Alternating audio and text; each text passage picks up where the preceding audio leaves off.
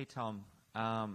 Just want to talk to you a little bit about, obviously, your fight this weekend at Opponent Change. You were supposed to fight Evan Elder. Now you got Charlie Campbell. How does it feel to have the opponent switch up? What do you reckon of your new challenge here in Perth this Sunday? Yeah, 5 weeks out, I got told that Evan was out. Nothing really changes, to be honest. They're training partners, so I think they have a very similar style. Charlie's a little bit taller, a little bit more aggressive, but very similar style.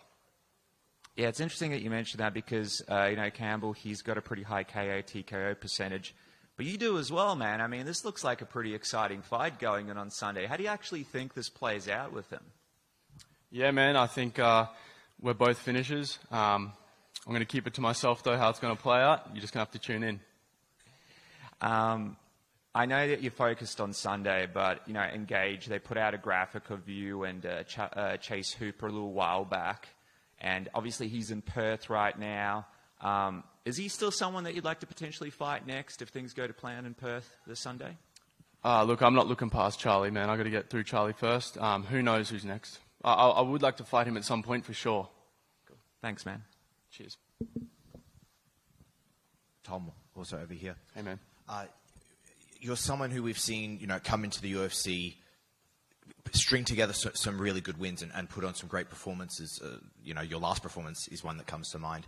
What do you make of kind of how you've been growing in the UFC? Yeah, man, I'm just maturing. I come in as a young man. Now I'm growing. I'm spending a little bit more time between fights, upgrading my skills, upgrading my mind. I think it's all worked out perfectly. I've learnt the lessons I need to learn, and now I'm here and I'm ready to go. I think it was before your UFC debut, I talked to you about Stewie Nickel. That was a guy that you kind of looked up to a lot in the gym. And now you're kind of that guy in the gym now for maybe a guy like Don Marfan who's making his way up. And Compton's is like so on fire right now. How do you think of yourself like that? Do you care about maybe being a bit of a leader in the gym? Yeah, man, I like to lead. The young guys are probably more of my target area, the guys who are amateurs on the come up, just keeping them on the right track. That's where I sort of like to inspire. With the other pros, I think we all just inspire each other. I don't think it's about who's in front and who's not. I think it's more about building each other as a team. That's what makes us different, I think. And your last opponent, you talked after the fight about his kind of striking acumen and kind of how that played into the game plan and such. As just mentioned, Charlie is no slouch in the striking either. I know you said you're not going to necessarily give anything away, but you're a great striker, he's a great striker, but there was a lot of grappling exchanges in your last fight. Is that kind of what you're seeing in this? Man, I'm just going to go out and fight. We're going to have to find out. Awesome. Thank you very much. Cheers. G'day, Tom. Hey, man. This is your third fight in a row at home. Yep. Do you feel like there's a bit more pressure fighting at home than overseas? Nah, not really. I think when you step in the cage, it doesn't really matter where you are. You can be overseas, you can be here. It's all the same. There's no added pressure at all. And preparing for this fight compared to your last one, how has your kind of mindset changed? Yeah, the last one's really strengthened my mind. Fighting the way I did with Slava, winning the way I did, has really confirmed in my head how good I am. I think the way that fight went has been a perfect lead up for this fight, so now I can show really with my confidence and my skills as a combination. I think it's going to be a leaps and bounds how far I've come. And so you're going to be a married man at the end of the year. I was Yep. hoping you could share how you proposed with us. After I beat Victor Martinez, I got back and took my missus out to dinner, and we went to the Kangaroo Point Lookout in Brisbane, where we live, and I just did it by the rocks there. It was pretty cool. What felt better, proposing or that win?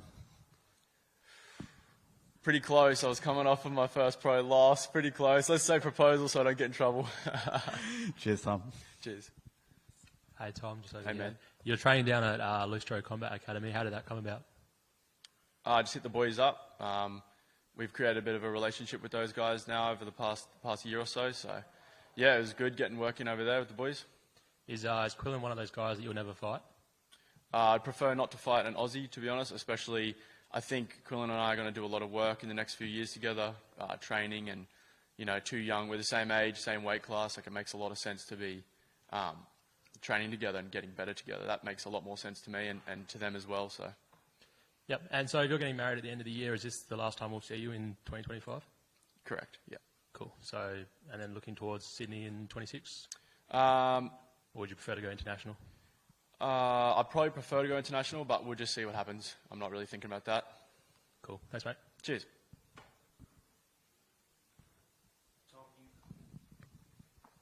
Making sure it works. Tom, you both have common opponents in wins over Alex Reyes. So have you watched tape on his win over the same opponent to sort of prepare for this fight? Yeah, I watch all my opponents' fights. I don't go too obsessive with it. I watch it when I get the name, and that's about it. Yeah. And obviously, second fight in Perth as well. Do you feel like it gives you a bit of advantage with familiarity with the stadium and obviously the environment? Yeah, I think a slight advantage, but that really comes down to mindset. It comes down to how strong my opponent's mind is. You know, it wouldn't worry me if I was him. So it really just depends if it worries him or not. And you get to, I saw comments from you, you get to fight a bit later. Obviously, it's Sunday morning, but tell us about the mindset, obviously, in preparation with the later time. Yeah, the later time is much better. I like to have a shakeout on fight morning, so then I've got to wake up for that, then have time to eat, time to get ready, then time to get to the venue. So it ends up being quite a big bracket in the day. So fighting, I think I walked at 7 a.m. last time, so it's like that was an early wake up that night, which it doesn't really matter too much, but it's just nicer. It's beneficial to be able to fight at 10 rather than 7. You mentioned last year that you want to make yourself, known to the UFC fans in the world. I mean, you continue on that journey. So what's the next step for you?